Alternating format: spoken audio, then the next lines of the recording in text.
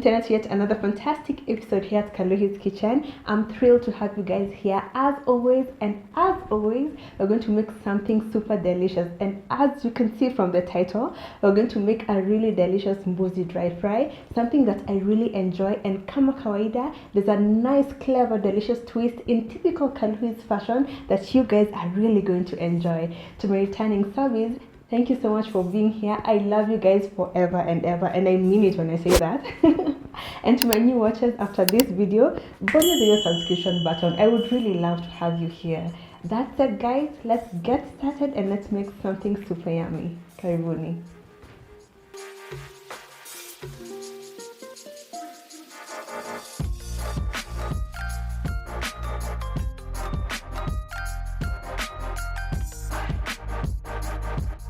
We're prepped and ready to go, and as always, when we have a meat as the star ingredient for any recipe, you know marination plays a key role.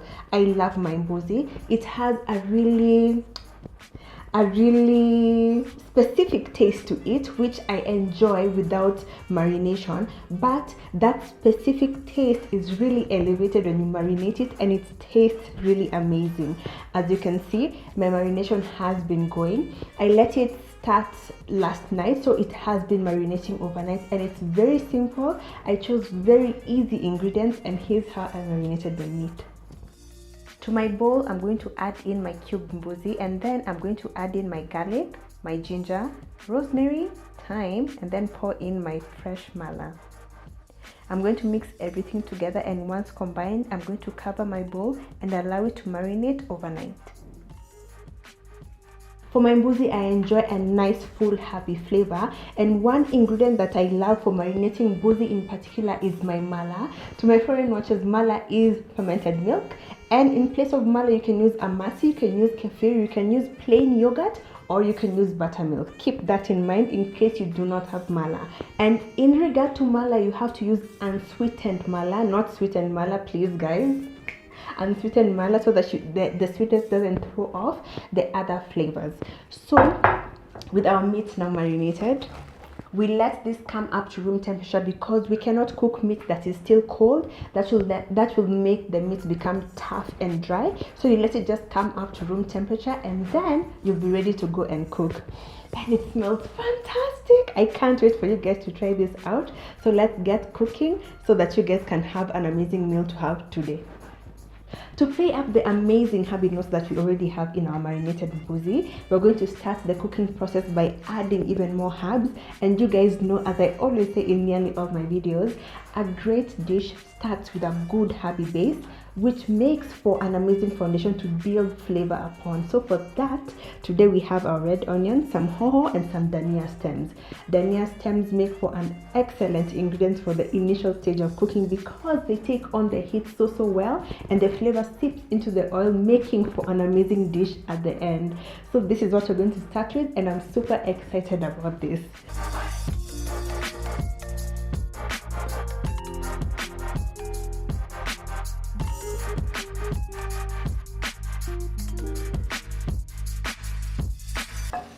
Tunaendelea vizuri sana, and as you can see, the first herbs have nicely shrunken.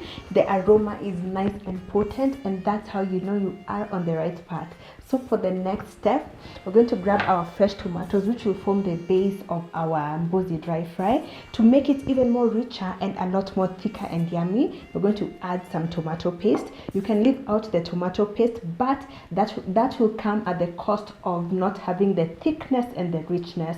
That's why I use both in most of my videos. I get that question a lot, by the way. Then to season our Mbuzi, we're going to use some curry, some cumin, and a bit of chili for that kapilipili kaumbali. This is really simple, so let's go right ahead and do this step.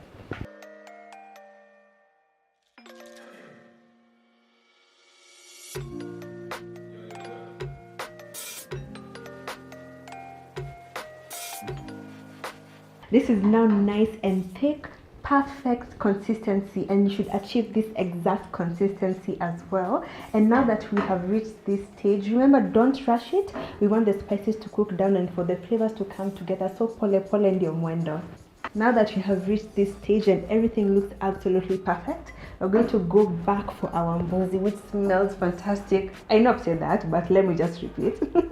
It smells fantastic, and we're now just going to add it in. There are two methods that you can use for this recipe. Number one, you can either, after marination, proceed to boil your mbuzi. Don't wash it before boiling, just mwaga kwa sufuria, add some water, then boil until tender, then proceed to stew it.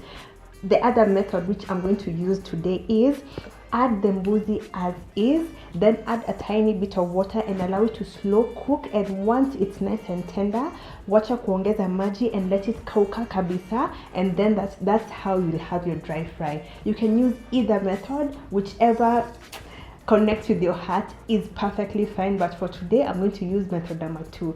So with that said, let's add our mbuzi.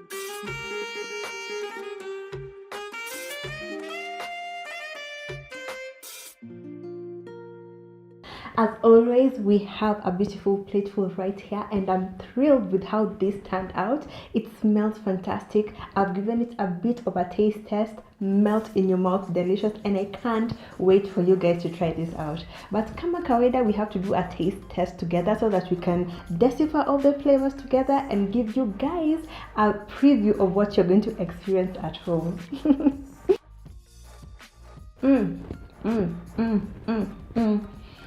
Absolutely perfect. Melt in your mouth, delicious, explosive flavors, and this is exactly what I wanted to experience.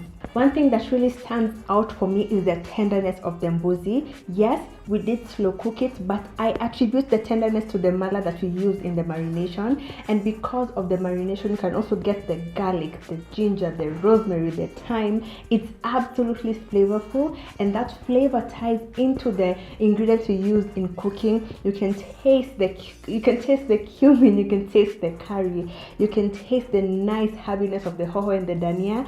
This is simple to make and absolutely delightful to have. Don't forget, as always, the exact recipe quantities are on my blog, link on the description box.